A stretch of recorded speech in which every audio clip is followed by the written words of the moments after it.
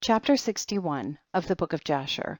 And it came to pass at that time, Pharaoh king of Egypt commanded all his people to make for him a strong palace in Egypt. And he also commanded the sons of Jacob to assist the Egyptians in the building. And the Egyptians made a beautiful and elegant palace for a royal habitation, and he dwelt therein, and he renewed his government, and he reigned securely. And Zebulun the son of Jacob died in that year, that is the 72nd year of the going down of the Israelites to Egypt. And Zebulun died 114 years old, and was put into a coffin, and given into the hands of his children. And in the 75th year died his brother Simeon. He was 120 years old at his death, and he was also put into a coffin and given into the hands of his children. And Zepho the son of Eliphaz, the son of Esau, captain of the host, to Angeas king of Dinhabah, was still daily enticing Angeas to prepare for battle to fight with the sons of Jacob in Egypt. And Angeas was unwilling to do this thing, for his servants had related to him all the might of the sons of Jacob, what they had done unto them in their battle with the children of Esau. And Zepho was in those days daily enticing Angeas to fight with the sons of Jacob in those days.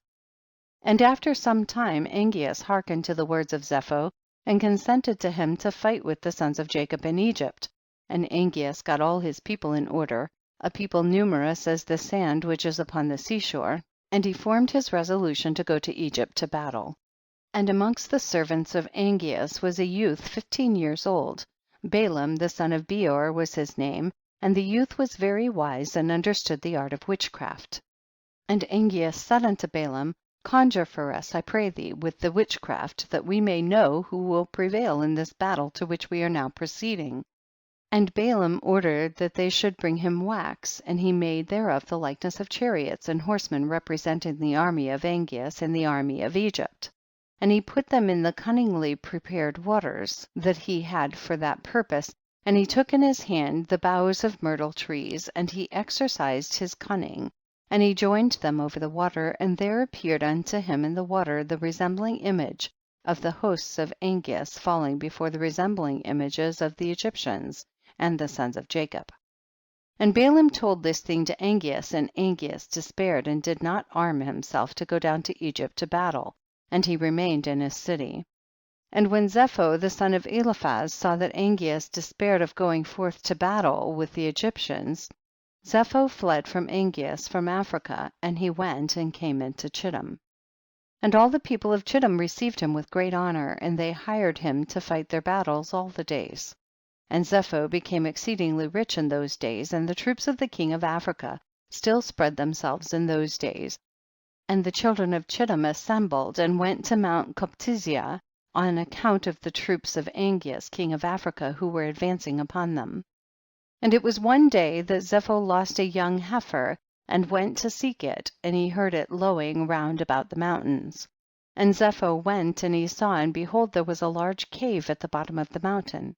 And there was a great stone there at the entrance of the cave.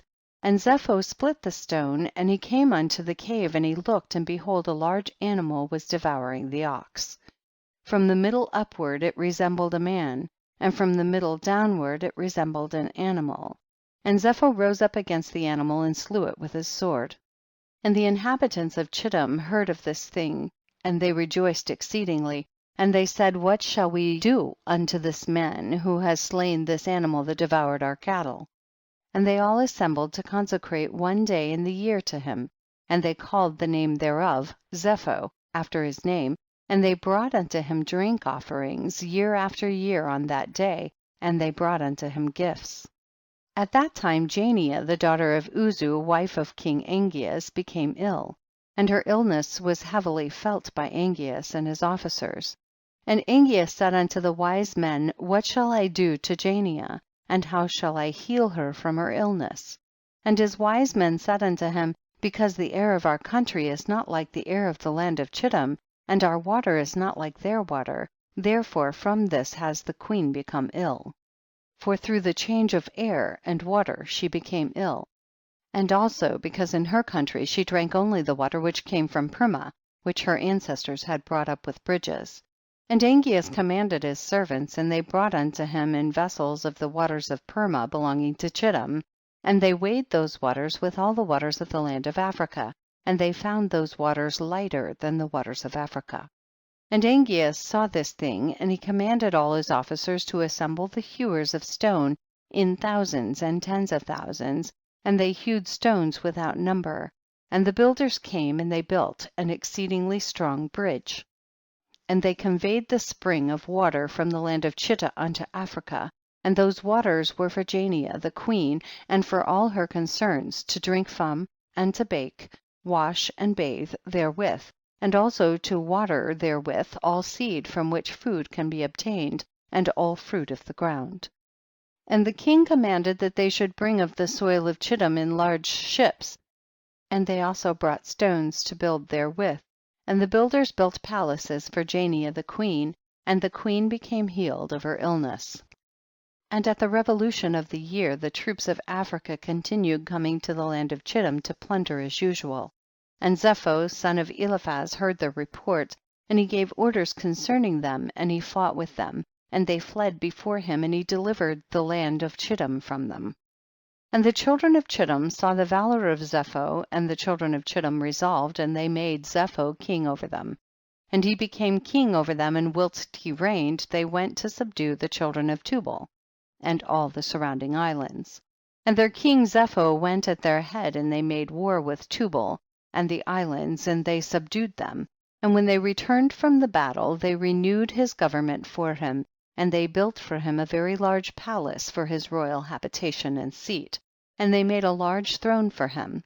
And Zepho reigned over the whole land of Chittim and over the land of Italia 50 years. End of chapter 61.